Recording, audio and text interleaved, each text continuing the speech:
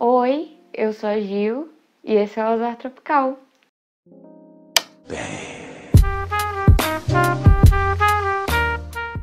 Bom, eu não sei se você está familiarizado com o Ailton Krenak, mas ele é uma figura bastante importante tanto para a nossa Constituição, o livro de 88, quanto para a militância indígena, e ele também é um ambientalista de bastante relevo aqui no Brasil. A Maíra, que é uma booktuber aqui do YouTube, fez um vídeo sobre ele, na verdade sobre um livro chamado Ideias para Adiar o Fim do Mundo, que foi uma coletânea de palestras que foram dadas por ele, né, e reunidas nesse livrinho. É bastante interessante. Nessa última semana, enquanto eu vivia todo o caos e desespero que tem sido todas as minhas semanas nos últimos tempos, eu dei de cara com um textinho do Krenak chamado O Amanhã Não Está à Venda. Esse textinho me marcou bastante. Eu não sei, na verdade, se é um texto ou se é um livro, mas esse textinho me marcou bastante porque ele explora parte da experiência dele, tanto como ambientalista e como indígena, a partir do coronavírus. Nesse livro / texto, eu nunca sei muito bem o que dizer dele, o Ailton vai explorar essa ideia de que o tempo está relativamente suspenso nessa pandemia, de que a gente tem a sensação de que as coisas estão paradas. A gente tem essa sensação porque nos últimos anos a gente tem vendido o nosso futuro, né? Vendido o amanhã mesmo, como o próprio título do livro ou texto sugere. A gente vende conhecimento com a ideia de que posteriormente a gente vai conseguir um emprego. A gente vende o nosso trabalho com a noção de que no final do mês a gente vai conseguir um dinheiro por aquilo. E é lógico, é isso que ajuda a dar um pouco de sentido para o nosso mundo. Isso faz sentido dentro das nossas relações sociais. A gente não sabe como vai estar o amanhã, mas isso contribui para que a gente possa consolidar mesmo as nossas relações sociais, o nosso sistema político e o nosso sistema econômico. Toda a nossa sensação de normalidade, ela vem também com essa ideia de que vai existir um futuro e de que vai existir um amanhã e a gente pode vender esse tempo. Só que o Ailton, ele vai colocar em xeque essa noção de normalidade. A gente tem essa sensação de que o mundo está suspenso porque os carros não estão rodando nas ruas ou porque algum tipo específico de comércio não está funcionando. Só que o mundo está funcionando, o tempo está passando. Tem gente que está morrendo por causa desse vírus e, bom, os dias não têm deixado de passar, por mais que a nossa sensação esteja muito diferente. Talvez a gente esteja tendo dificuldade de perceber que essa normalidade ela já não existe mais. E toda essa noção de normalidade foi comida por esse vírus. A gente só tem o hoje. O amanhã não existe mais. E é lógico que isso altera a maneira que a gente percebe o tempo. Isso altera a maneira que a gente está percebendo agora.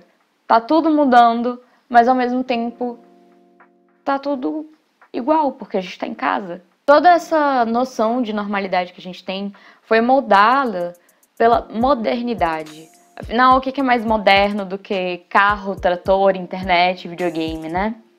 Constantemente a gente abraça esse conceito como se ele fosse algo homogêneo e universal.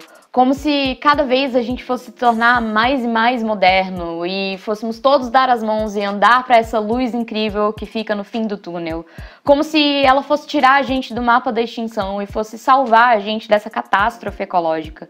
Mas a real é que a gente nem sabe o que é modernidade. O que é a modernidade? A noção de modernidade, como tudo nesse maravilhoso campo das ciências humanas e sociais, também é algo que é plural e muito pouco homogêneo. Mas eu gosto muito da definição do filósofo Bruno Latour. Para ele, a ideia de modernidade vai estar muito conectada a essa noção de que o tempo está passando. Mas é um pouco diferente da simples ideia do tempo estar passando. A gente tem que pensar em superar aquele tempo anterior. Aquilo lá fica para trás enquanto a gente segue para o futuro. E é mais ou menos isso que a modernidade vai instaurar. É diferente, por exemplo, de quando você acabou de almoçar e vai na geladeira procurar alguma coisa para comer, mas aí você percebe que são só 1h03 da tarde e o tempo não tá passando e você não superou o seu almoço ainda, você ainda tá cheio. Então, a ideia de modernidade vai estar fundamentalmente ligada a essa noção de passagem do tempo, de ruptura, de revolução. É mais como se você almoçasse, comesse 4 pães de alho, aí fosse dormir, dormisse por uma semana e aí, puf, nem percebesse. E aí na semana seguinte você dissesse, nunca mais vou comer pão de alho. Você mudou tudo, criou um novo sistema, fez uma revolução alimentar, não sei. Inclusive, um dos eventos que marca a modernidade hoje em dia é justamente a Revolução Francesa, que é uma das revoluções mais famosas da história. Se você não está familiarizado com o evento, basicamente os franceses ficaram com raiva do rei e aí eles resolveram tirar o rei do poder. E aí eles colocaram outras pessoas no poder. E aí eles tiraram essas outras pessoas do poder e colocaram outras pessoas no poder. Essas outras pessoas mataram o rei e aí depois eles ficaram se degladiando até que o Napoleão tomou o poder e a revolução acabou e aí foi tida como um marco da história contemporânea, que é essa história que a gente vive hoje. Eu acho que o que dá pra tirar dessa confusão toda é que, na verdade, a gente não tá falando de um período histórico específico. A gente não tá falando da Idade Moderna, por exemplo. Mas a gente tá falando dessa ideia, dessa noção, que foi muito marcante também durante a Revolução Francesa. Ela é muito mais ligada aos direitos, ao antropocentrismo, né? Essa ideia de que o homem está no centro das coisas, ao iluminismo. É quase como se a gente estivesse colocando fermento na nossa sociedade e estivesse achando que ela vai crescer indiscriminadamente sem parar. Como se os povos tradicionais e os animais fossem pertencentes ao passado, enquanto iPhones e carros são um sinal verde para o futuro. Só que o que a gente está fazendo é um bolo solado, não importa a quantidade de fermento que a gente coloque nessa sociedade. Ela não vai crescer indefinidamente. A gente tem um limite para o tanto que a gente pode tirar do mundo. A modernidade vai ser, então, a maneira pela qual a gente pensa o progresso. E a forma que a gente tem pensado é separando a natureza e a cultura. É como se ao passado pertencesse a natureza e ao futuro a cultura. Aos indígenas e aos animais, o passado. Ao ocidente, o futuro. Isso é parte de um discurso neocolonial que diz que esses indígenas são incapazes de experienciar uma modernidade, como se eles fossem incivilizados para isso. Eles são empurrados para outro tempo, como se não pudessem experienciar a sua própria noção de modernidade.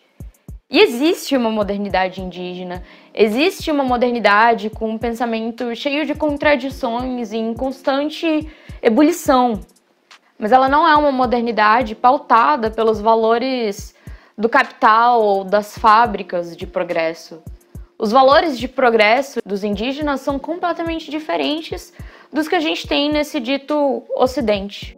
E afinal, o que é esse Ocidente? É um país? É uma língua? É um continente? É um lugar específico? Uma pessoa? Não sei, não faz sentido. Mas para essa ideia de Ocidente, que vale ressaltar é uma completa invenção, o homem branco, dono das fábricas, é aquele capaz de carregar o futuro adiante. E isso é mentira, porque em lugar nenhum existe essa homogeneidade toda.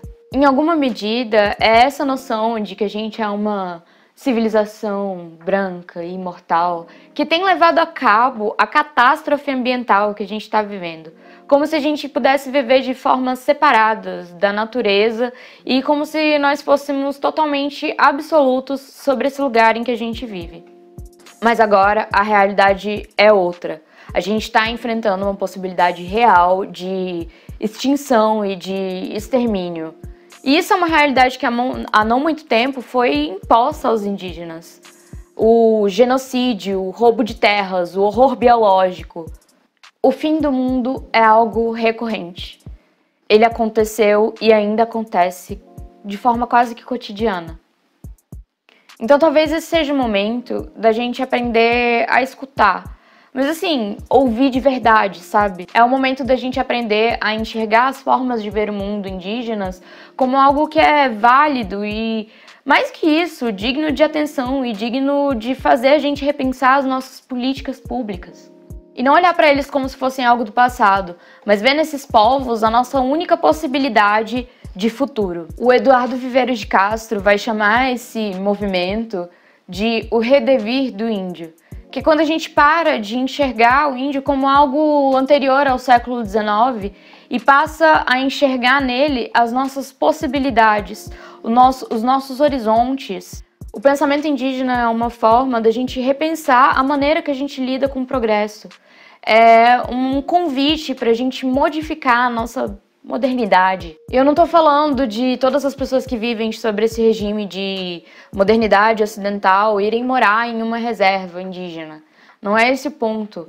Mas talvez isso seja um convite para a gente repensar os nossos hábitos, os nossos costumes e principalmente a forma que a gente lida com a natureza. A natureza não é algo separado da gente. A gente é natureza. O fim do mundo aconteceu. E ainda acontece, ele é recorrente. A ideia de fim de mundo, ela parece que evoca assim, um evento muito trágico, né? Dos tsunamis e das invasões de ETs, aquela coisa de Hollywood. E ninguém percebia que o mundo estava, na verdade, se desmanchando.